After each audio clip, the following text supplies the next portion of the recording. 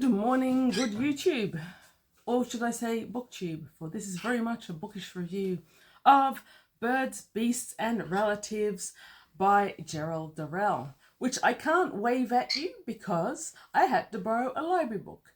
This copy, which I am hoping to post right here, is a picture of the copy I used to own as a child and which I read so much it finally fell to bits.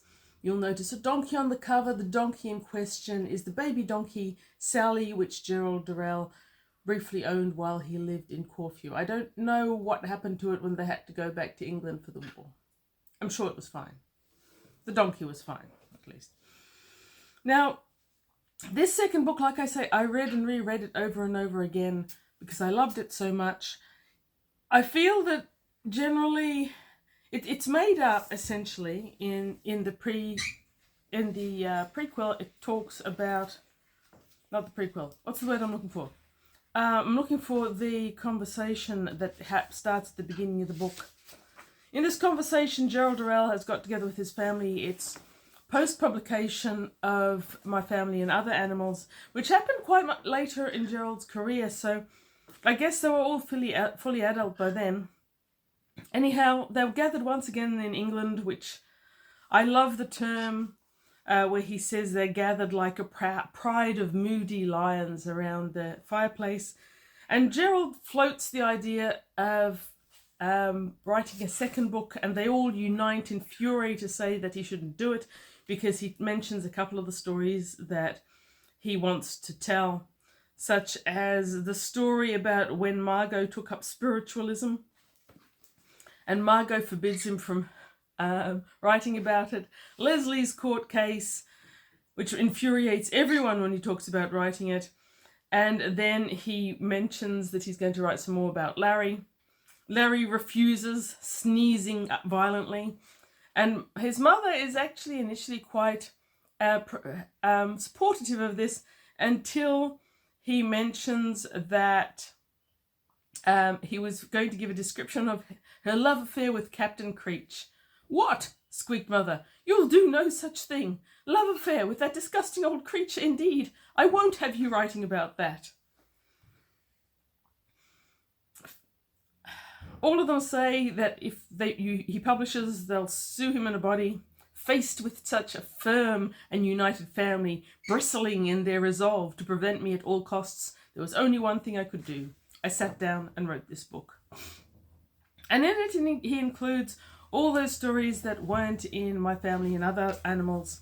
And he does quite a good job of skipping over the bits that he mentions in the previous one without over-explaining. I think he does well there.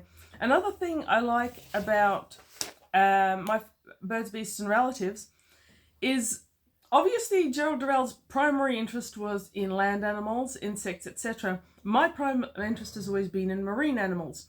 So in this overflow of stories, as it were, you get far more of the beach and the marine animals and his explorations under the sea, including an absolutely delightful description of his seahorses.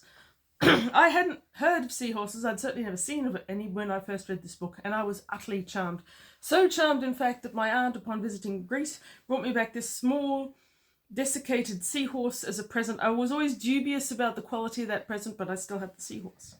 The seahorses were one of the few animals that Gerald ever got that were an instant success.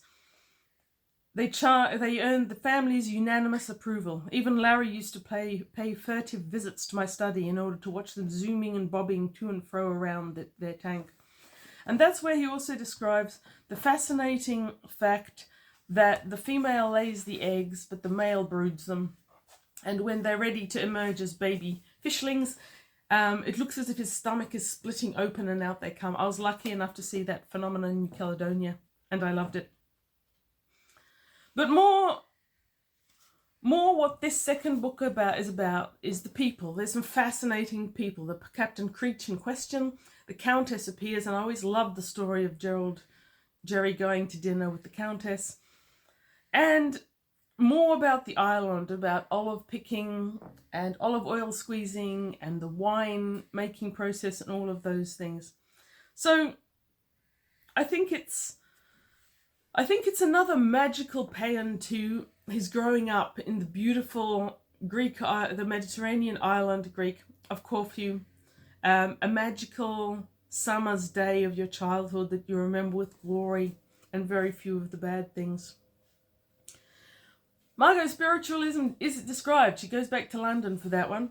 And Mother and Jerry eventually go to retrieve her.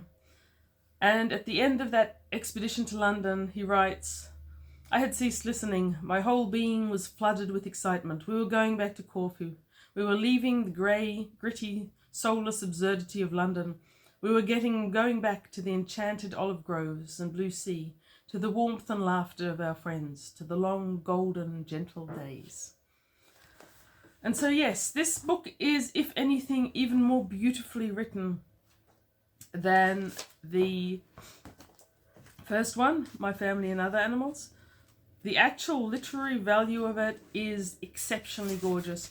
And I have to say, much as I like Lawrence Durrell's writing, it fails in that deep, visceral beauty of Gerald Durrell's writing. For me personally, that's at least partly probably because I've been reading it for so long and loving it so much. The warm air, the wine, and the melancholy beauty of the night filled me with a delicate sadness. It would always be like this, I thought. This brilliant, friendly island full of secrets, my family and my animals around me, and for good measure our friends. Theodore's bearded head outlined against the moon, wanting only horns to make him pan. Lulled by the wine and the throbbing heart of the boat's engine, lulled by the warm night and the singing, I fell asleep while the boat carried us back across the warm, smooth waters to our island and the brilliant days that were not to be. Because once again, Birds, Beasts and Relatives ends with them having to leave Corfu as World War II eventuates.